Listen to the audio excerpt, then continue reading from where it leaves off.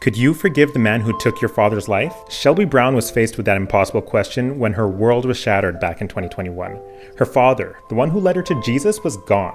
But in her deepest grief, instead of choosing bitterness, she chose forgiveness. And not only that, she introduced the man who brought heartbreak to her doorstep to Jesus, and the world took notice. Listen to this. My dad was a police officer. My dad had responded to a call. Basically, there was an altercation. Within seconds, the man opens the driver's side door and kills my dad. He shot him 4 times. My dad died instantly.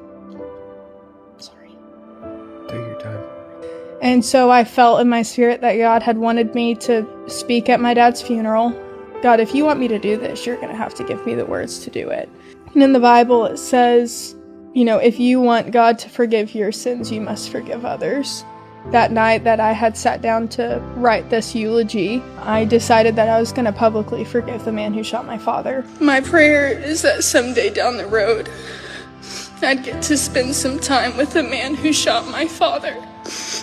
Not to scream at him, not to yell at him, not to scold him, simply to tell him about Jesus. About a year later, we had the trial, and that's the first time that I saw the man who shot my father. And we had the chance to decide if we wanted to give him life without parole or the death penalty.